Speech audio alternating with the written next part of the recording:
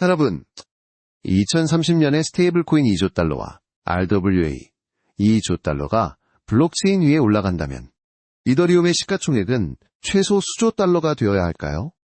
그건 많은 분들이 직관적으로 떠올리는 생각이에요. 하지만 이게 블록체인 경제의 본질을 놓칠 수 있는 오해예요. 수조 달러라니. 그럴 것 같기도 한데 왜 오해해요? 먼저 2030년 전망부터 짚어볼게요. 스테이블 코인이 2조 달러 규모로 성장하고 RWA, 그러니까 실물 자산을 토큰화한 게 추가 2조 달러를 더해 총 4조 달러의 온체인 자산이 형성될 가능성이 높아요. RWA가 실물자산 토큰화라니. 그게 정확히 뭐예요? RWA는 국채나 펀드, MMF 같은 실제 자산을 블록체인에 옮겨놓는 거예요. 이게 단순 투기 자산이 아니라 실제 금융 흐름을 만들어내는 돈이에요. 아하. 그래서 4조 달러가 블록체인에 올라온다는 거군요. 그럼 이더리움이 그걸 다 담아야 시총이 폭등할 텐데. 여기서 대부분의 오해가 생겨요. 많은 투자자들이 이 4조 달러가 특정 코인의 시총으로 직결된다고 보죠. 하지만 실제로는 저장된 돈이 아니라 유통되는 돈의 규모예요. 유통되는 돈이라. 그 차이가 뭐가 중요해요? 회전율, 즉 돈이 얼마나 빨리 돌아가는지가 핵심이에요. 예를 들어 비자가 연간 거래액 15조 달러를 넘는데 시총은 그보다 훨씬 작아요. 비자처럼요. 돈이 쌓이는 게 아니라 돌아다니는 거라. 맞아요. 그래서 이 4조 달러는 누가 담느냐의 싸움이 아니라 누가 지나가게 하느냐의 게임이에요. 그럼 이더리움이 그 통로 역할을 할 거라고 보는 거예요? 직관의 함정이에요. 이더리움이 그릇처럼 모든 돈을 담아야 하는 게 아니에요. 비트코인은 구식자산이 아니라 별도의 역할을 해요. 비트코인이 구식이 아니라고요. 그 역할이 뭔데요? 이 영상에서 ETH는 금융 레일인지, BTC는 무위험 저장소인지 분석할 거예요. 4조 달러의 정체를 먼저 파악한 후 ETH의 인프라 역할과 BTC의 저장 가치를 구조적으로 볼게요. 기대되네요. 끝까지 들으면 역할 선택의 관점이 생긴다면서요. 당신은 ETH를 사서 돈을 담는 그릇을 사는 걸까요? 아니면 BTC처럼 안전한 저장을 선택할까요? 이 질문에 답이 나와요. 흥미로워요. 그런데 이 4조 달러가 정확히 어떤 돈일까요? 스테이블 코인과 RWA의 본질을 먼저 알아보죠. 좋아요. 스테이블 코인은 투기 자산이 아니에요. 결제나 정산 인프라로 쓰이는 안정적인 돈이에요. 결시 인프라라. 일상에서 쓰이는 돈처럼요? 맞아요. 예를 들어 달러 가치에 고정된 코인이 은행 송금 대신 쓰인다고 생각해보세요. 그게 이 조 달러 규모로 커질 수 있어요. 와. 그럼 RWA는요? 국채 같은 게 블록체인에 올라온다는 거죠? 네. 기존 펀드나 MMF를 온체인화하는 거예요. 이 돈들은 쌓이는 게 아니라 계속 돌아다니는 흐름이에요. 시총이 아니라 회전율이 중요하다고 했잖아요. 그게 왜 핵심인가요? 금융 인프라는 담긴 자산보다 항상 작게 평가되기 때문이에요. 비자 사례처럼 거래량이 커도 시총은 그에 못 미쳐요. 갈리겠어요. 그래서 이더리움 시총이 수조 달러일 필요가 없다는 거네요. 그게 반전 포인트예요. ETH는 자산 금고가 아니라 금융 레일이에요. 4조 중 60%만 ETH 위에서 돌아도 충분히 가치가 생겨요. 60%만 돌아도요. 그럼 비트코인은 어떻게 되나요? BTC는 쓰이지 않기 때문에 가치가 생겨요. 온체인 금융이 커질수록 무위험 저장 자산으로 선택지예요. 흥미롭네요. ETH는 많이 쓰일수록 가치가 오르고 BTC는 안 쓰일수록 가치가 오른다? 시장에서 그렇게 보는 관점이 있어요. 둘은 경쟁이 아니라 역할 분담이에요. 다음으로 넘어가서 가격 구간도 볼까요? 하지만 먼저 4조 달러 정체를 더 깊게 파보죠. 네. 이 돈들이 단순 숫자가 아니라 실제 금융배관이 된다는 점이에요. 그럼 스테이블 코인 2조와 RWA 2조가 블록체인에 올라온다고 하면 이 돈들은 그냥 쌓여있는 자산일까요? 많은 분들이 그렇게 생각하시죠. 하지만 실제로는 결제와 정산을 위한 유동 인프라예요. 유동 인프라라니 쌓이지 않고 움직인다는 거예요? 네. 스테이블 코인부터 보죠. USDT나 USDC 같은 건 투기 자산이 아니라 일상 결제나 국제 송금, 디파이 대출의 정산에 쓰여요. 디파이, 대출 정산이요. 그게 구체적으로 어떻게 동작하나요? 이게 뭐냐면요. 은행 송금처럼 안정적인 돈으로 대출을 주고받는 데 기반이 돼요. 2024년 지금 이미 1,500억 달러를 넘었고 2030년에 2조 달러가 되면 비자나 마스터카드 같은 네트워크 거래량 수준이에요. 와, 이미 그 정도예요. 그럼 RWA 2조는 어떤 식으로 움직이나요? RWA는 국채나 회사채, 펀드, 머니마켓 펀드 같은 실물 자산을 토큰화한 거예요. 블랙록의 BUIDL 펀드처럼 기관 돈이 들어오면서 안전자산의 블록체인 버전으로 변해요. 블랙록 펀드가요. 그게 온체인화되면 어떤 차이가 생기나요? 연간 수조 달러가 회전할 수 있어요. 기존의 은행이나 펀드에 묶여있던 돈이 블록체인에서 빠르게 이동하게 되죠. 빠르게 이동이라. 그래서 쌓이는 돈이 아니라 돌아다니는 돈이라는 거네요. 맞아요. 시총은 그 돈의 스냅샷 같은 거예요. 하지만 이 4조는 연간 유통액이에요. 갈린서르색이라 회전율이 높다는 말인가요?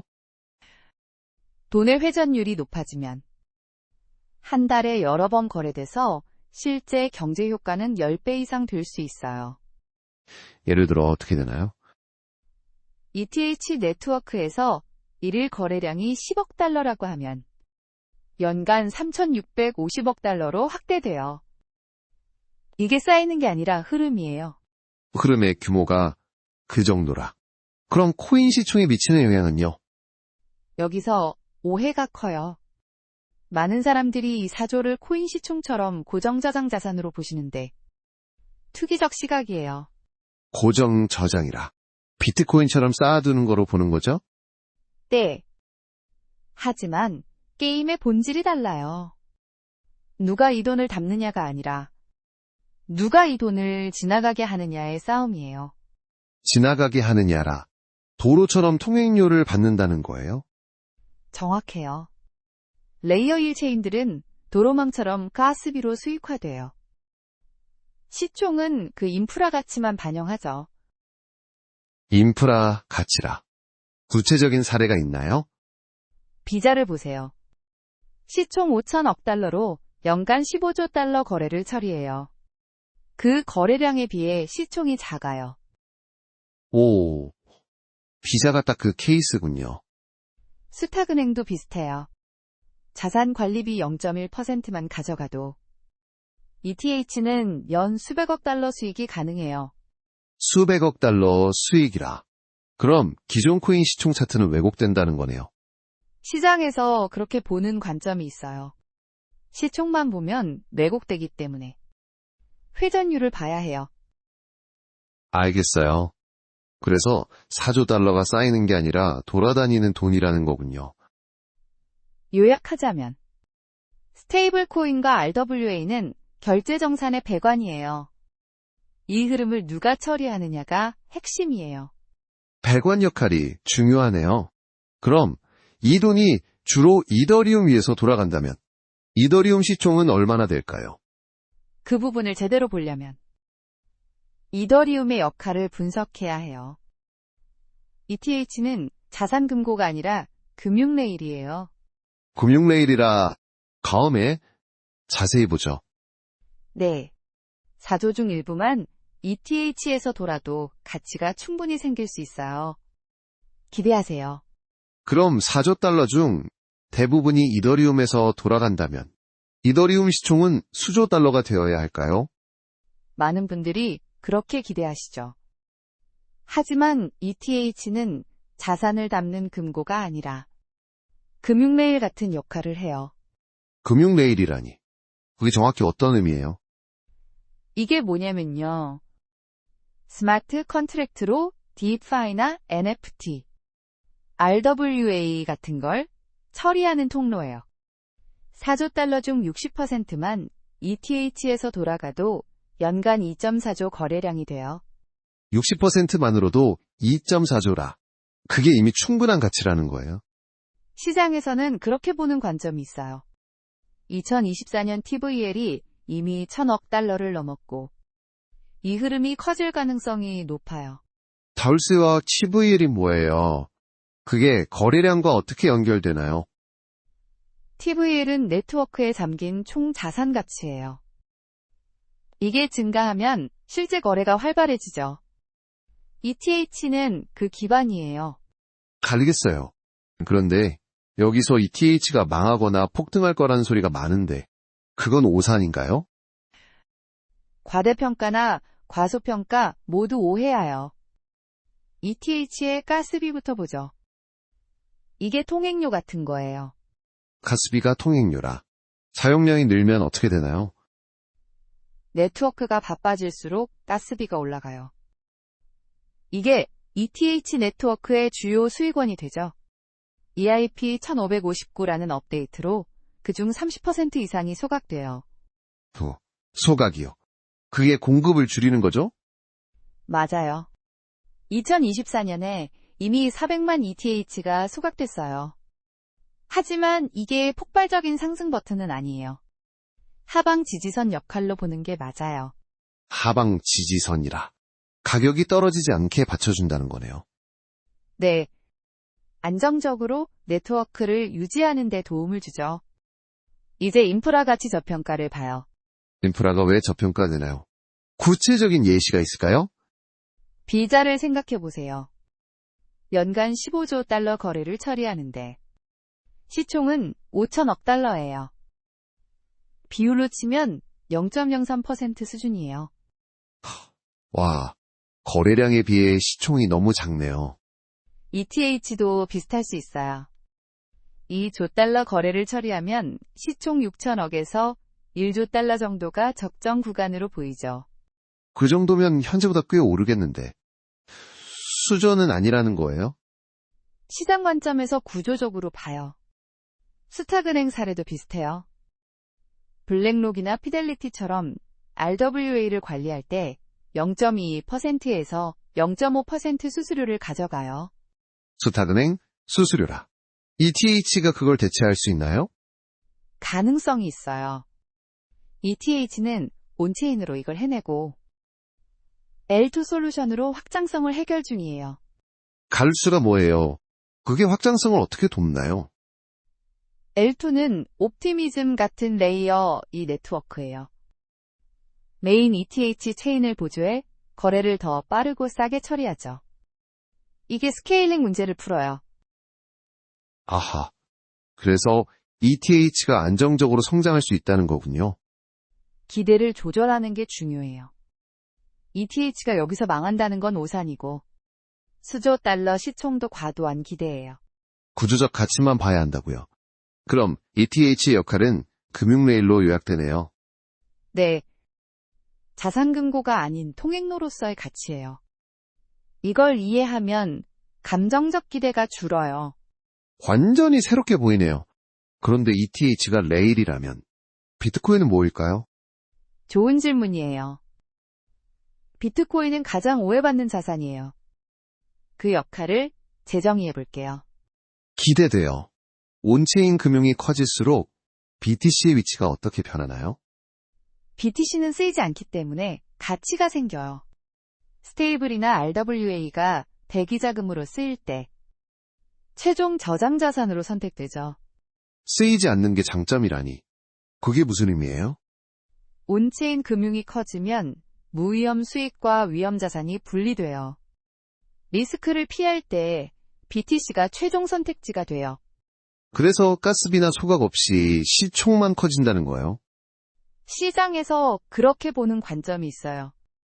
ETH는 많이 쓰일수록 가치가 오르고 BTC는 안 쓰일수록 가치가 생겨요. 칼 분담이네요. 이 부분 더 깊게 파보죠. 네. 2030년 관점에서 BTC의 저장 가치를 구조적으로 분석할게요. 기대하세요. 온체인 금융이 4조 달러로 커지면 비트코인은 구식자산으로 밀려날까요? 그 오해가 흔해요. 오히려 온체인 금융이 성장할수록 비트코인의 역할이 더 뚜렷해질 가능성이 있어요. 구식이 아니라고요. 어떤 역할이요? 온체인 금융이 커지면 자산이 세 가지로 분리돼요. 무위험 수익을 주는 스테이블 코인, 위험을 감수하는 RWA나 DFI 자산, 그리고 최종 저장 자산으로 비트코인이에요. 최종 저장 자산이라. 그게 디지털금 같은 거예요? 시장에서 그렇게 보는 관점이 있어요.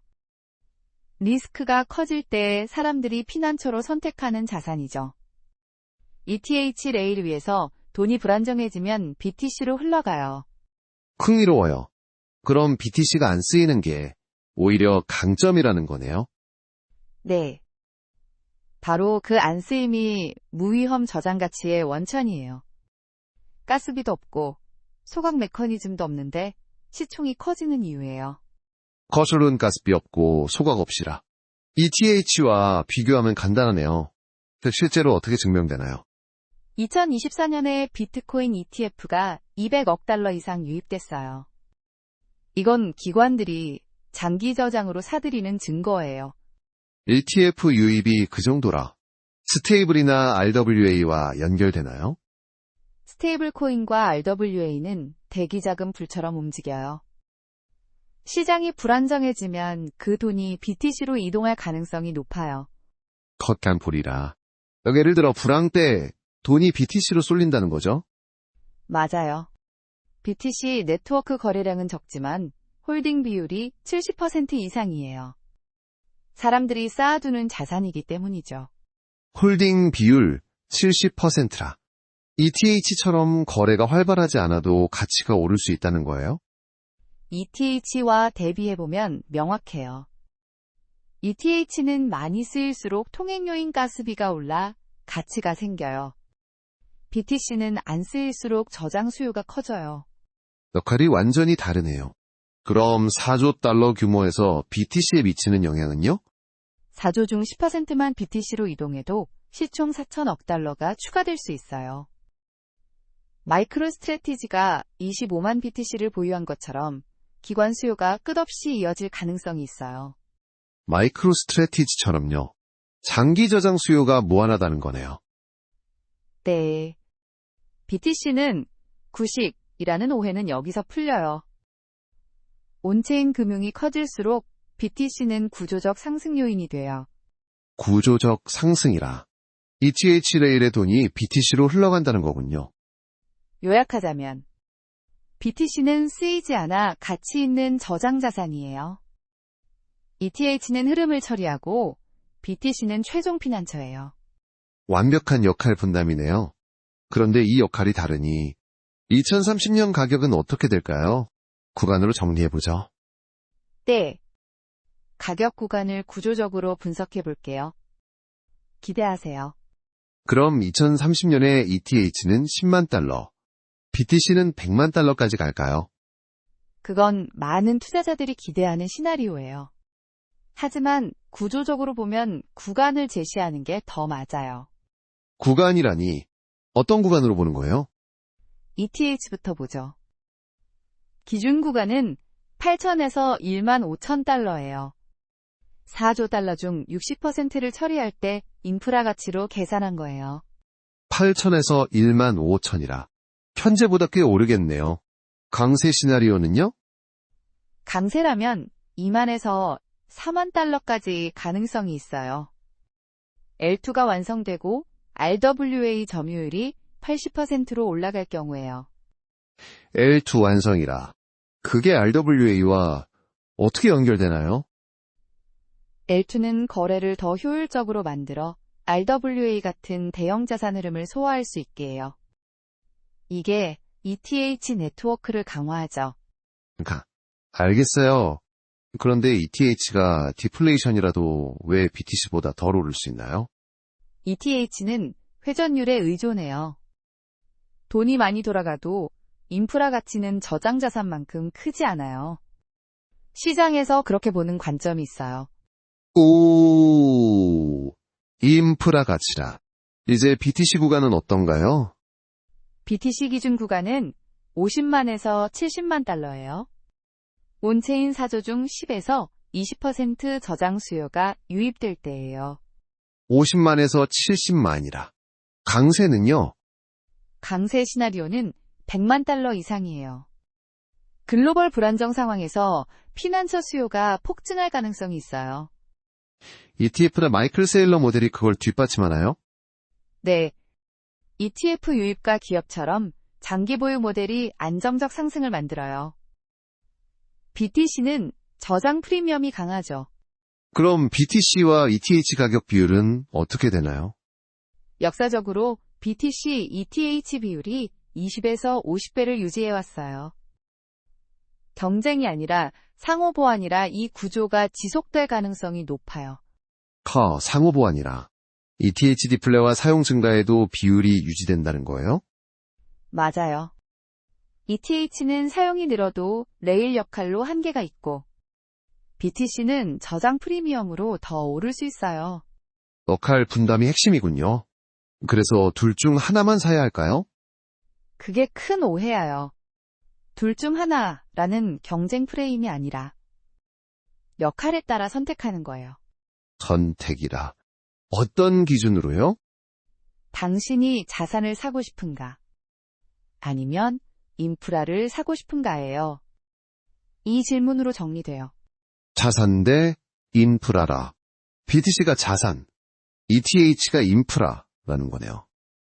시장 관점에서 BTC는 디지털금 같은 저장 자산이에요. ETH는 글로벌 정산망 같은 레일이에요.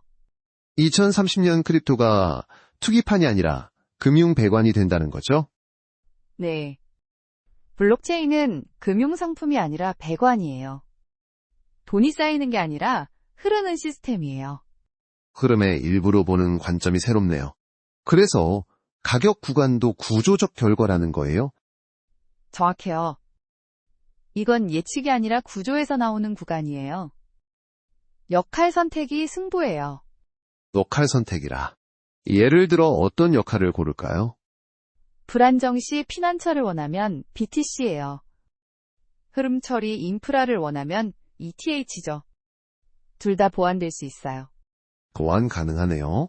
ETH 레일 위 돈이 BTC로 흘러가는 구조잖아요. 네. 그래서 비율이 유지되면서도 둘 다 성장할 가능성이 있어요. 과도한 폭등 기대는 오산이에요. 엑시. 강세 구간까지 고려하면 꽤 매력적이네요. 2030년의 승부는 코인이 아니라 역할 선택의 문제예요. 이 구조가 약속하죠. 구조가 약속이라. 여러분도 이 관점으로 보세요. 네. 자산을 사고 있는가? 인프라를 사고 있는가? 이 질문을 던져보세요. 오늘 분석 끝났네요. 끝까지 보신 여러분, 손해 안 보셨어요. 역할 선택으로 2030년을 준비하세요. 감사합니다.